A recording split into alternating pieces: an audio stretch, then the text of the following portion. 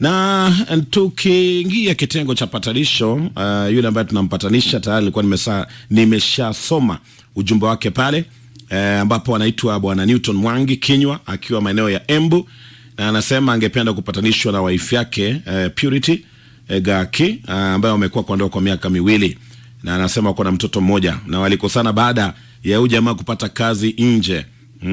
Mke wake akadai eti ana uhusiano na mwanamke mwingine. Kwa hivyo ningependa kumpigia simu kwanza tusikie mambo yake na tuone vile tunamsaidia. Kwa hivyo naomba Mwangi ama Newton, naomba ushike simu yetu tueleze kidogo kilichotokea na tuone vile tunakusaidia asubuhi ya leo. Naomba uweze kushika simu yetu ili tuweze kujua mengi zaidi kuhusu kesi yako na tuone vile tunakusaidia asubuhi ya leo. Hello. Newton, habari gani? Sana. Unanipata kweli? Nakupata vizuri. Hebu tueleze nini ilitokea kwa ufupi tu tafadhali. Ngine mimi kazi yangu ni driver. Wewe ni dere? Mimi ni dere. Sasa nilipata kazi nje ambayo ni ya marori. Sasa mimi nikaenda kazi nje. Baadaye ndio bibi yangu akaanza kunipigia simu. Sasa kazi, unajua sasa ukipata kazi nje ya marodi lazima sasa uende na ni long distance. Hata unalala nje. Lazima ulale nje ngidi. Sasa bibi yangu ndio akaanza kupiga simu. Sasa hata hakuna kitu tupigiange simu. Hakuna kitu unatuma na sasa mshahara ni ile ya mwezi. Lakini kusema kweli ngidi mimi nikitoka nyumbani nilikuwa nimewapanga. Ulikuwa umeachia ka kitu? Ya, nilikuwa nimewaachia kwa kitu ngidi. Sasa ndio sasa akaanza kusema mimi niko na bibi mwingine nje, ndio maana hata uanga sipigi simu.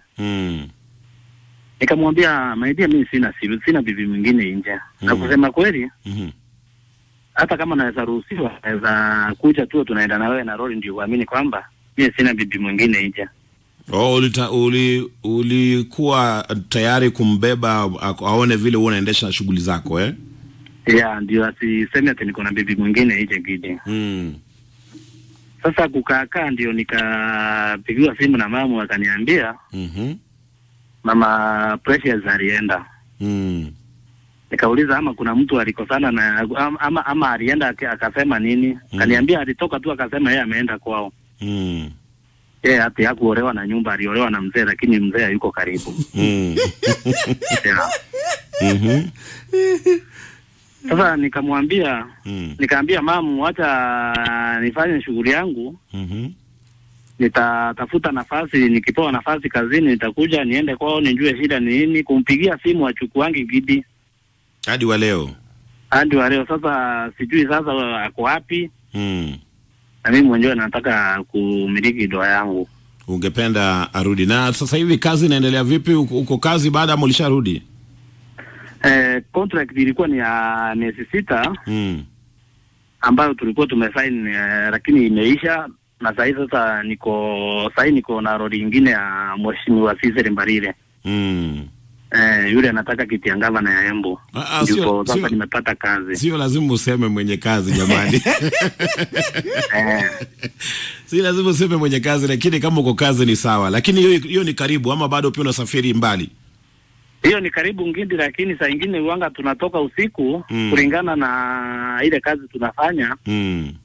Uanga tunatoka usiku. Sasa hata saa nyingine nashindwa mimi mwenyewe kuoga, saa nyingine nishinda. Napata yani venye nilikuwa napata bibi yangu amenitayarishia. Niko na shinda gidi.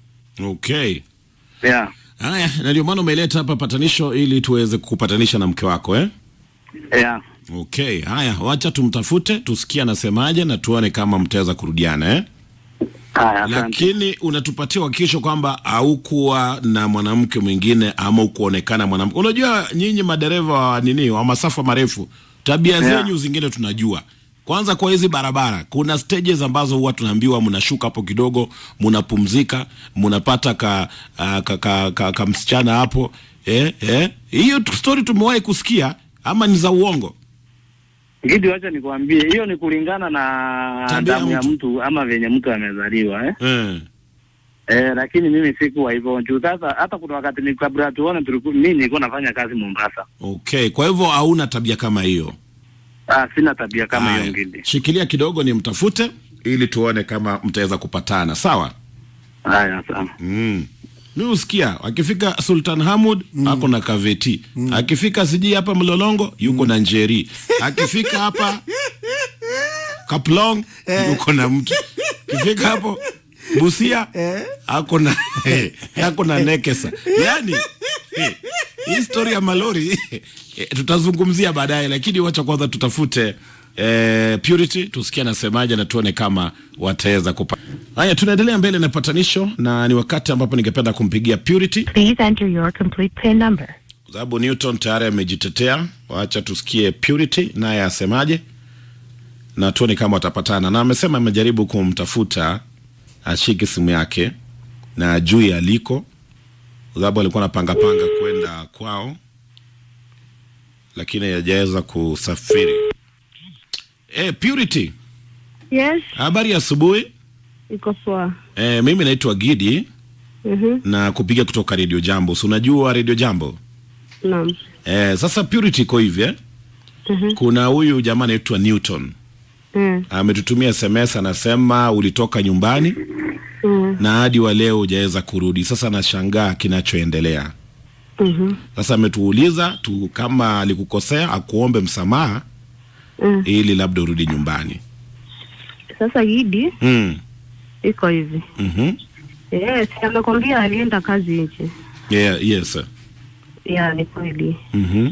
Lakini hata apigange simu, mtoto niko na mdogo, ako na mwaka mmoja na mwezi sasa.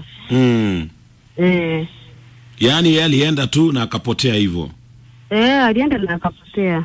Apigi simu, hataki kuwajulia hali, hata jui nini inaendelea nyumbani. Imagine. Lakini yeye anatuambia ati aliwaacha kama ameshawapanga. Hata kama ameshupanga, lakini pesa kidogo hiyo, na tuko na mtoto mdogo.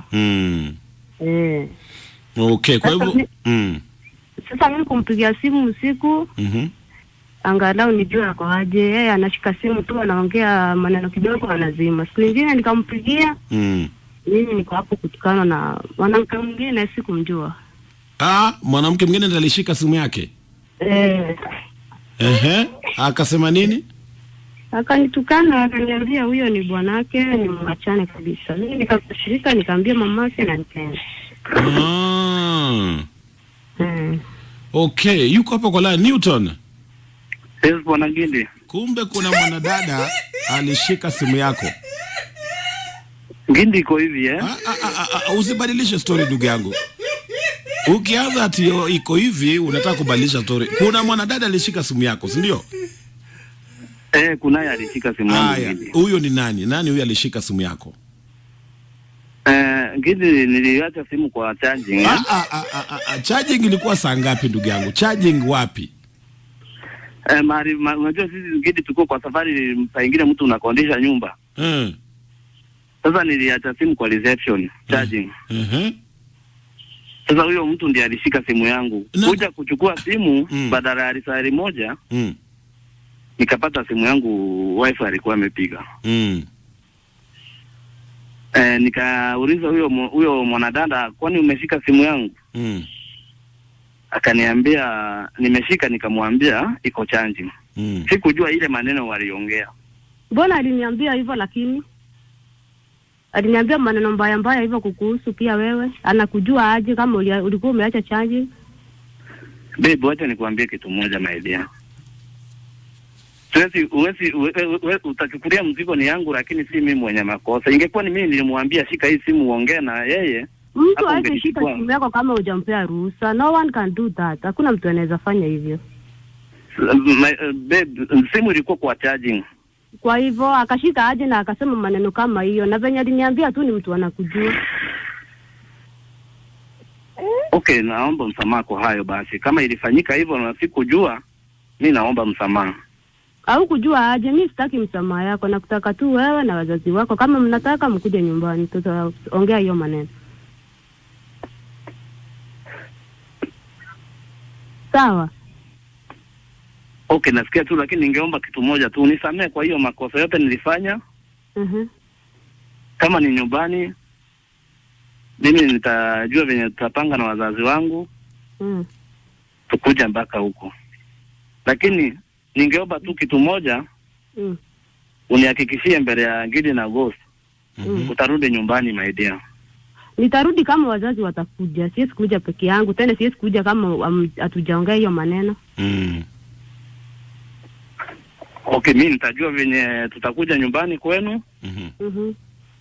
Tuongee hiyo maneno. Na iishe. Lakini ya kwamba si kwamba ilikuwa hivyo na siwezi kudharau kiwango hiyo.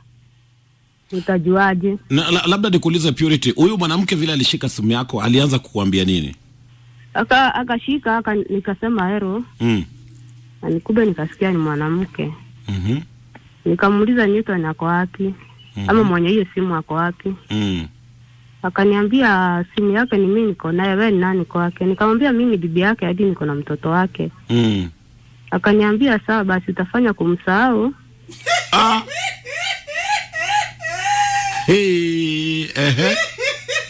Utafanya kumsahau basi huyu ni bwanangu. Nikamuuliza kutoka dini. Kaniambia tumekaa wewe. Nikanyamaza tu mimi na machungu yangu nikakata simu. Newton. Yes, bwana Gidi. Alafu unasema huyo alikuwa receptionist. Yes. Huyo receptionist unasema anaambia mke wako eti umsahau, akusahau. Gidi. Unajua sasa mimi nilikuwa nimeacha simu, sikujua venye waliongea, lakini huyo mtu alifanya makosa ya kwamba siwezi mdharau bibi yangu kiwango hiyo. Bwana Newton, kama ilikuwa ni makosa, kubali makosa yako, uombe msamaha, na mke wako anakaa ni mwanamke mzuri, amesema mkuje nyumbani muongele na mmalize hayo mambo na atarudi. Kwa hivyo ikiwa kuna kosa ilitokea, useme ulishikwa au utarudia tena. Ni sawa? Ni sawa Ngidi. Kwa hivyo Newton, kuna makosa ilitokea, si ndio? Ni kweli kuna makosa Ngidi. Bas. Sasa roho yako imefunguka, umekubali hiyo makosa na umeomba msamaha. Kwa hivyo wewe sasa funga safari, enda kwa kina Purity, mkae chini muongee na maliza hayo mengine, kwa sababu ndoa yenu ni muhimu kuliko haya makosa ambayo yanatokea. Sawa bwana Newton? Ni kweli Gidi. Okay. Haya, ambia Purity maneno matamu ya mwisho tukimalizia patanisho. Twende kazi. Mama Precious. Yes. Mimi kwa roho yangu hata ulijua venye nilikuahidi hata wakati tulikuwa tunatembeleana. Na kupenda, na nilikuahidi kwamba kwenu hautawahi fika isipokuwa kwenda kusalimiana. Ni vile hiyo makosa ilitokea ya kwamba hatukupata nafasi ya kusuluhisha. Lakini ningeomba tu tukae kama watu ambao wako na future. Unajua mimi hata nikija wakati wa kusoma katiba uanga nasoma mpaka unaridhika. Kwa hivyo siwezi ona kosa lingine ambalo unaweza niekelea isipokuwa hiyo makosa ilitokea. Na nakupenda kwa roho yangu yote. Sawa, asante. Wow. Haya, Purity. Yes. Hebu ambia bwanako maneno matamu ya mwisho tukimalizia patanisho. Mimi kumwambia tu nampenda. Mwambie tu baba nani ama nani ni hivi na hivi na hivi. Baba Precious. Yes my babe. Nakupenda. Lakini mambo ikitokea kama hiyo just accept. Shida yako ni kuwa accepting makosa. Ni kweli my dear. Yeah, alafu mimi sina nyingine na sina maneno mengi. Yeah. Wow. Nashukuru sana Purity, you are a very mature woman. Mimi ningependa kukupongeza sana vile umehandle hii situation, na ningependa kuwatakia kila laheri katika ndoa yenu. Na bwana Newton, wewe kuwa mtu wa kukubali makosa na utasamehewa. Unaona vile umekubali na umesamehewa? Ni kweli Ngidi. Lakini ukileta ujanja ndio inakuwa ngumu. Na lakini wewe pia ningependa kukushukuru vile umekuwa mkakamavu, vile umeomba msamaha kwa mke wako na pia ameweza kukusamea kupitia patanisho hapa Radio Jambo. Mimi nawatakia kila laheri, mrudiane na muendelee na maisha kama bibi na bwana. Sawa? Asante. Asanteni sana na Mungu awabariki. Asante. Hiyo tunasema amen.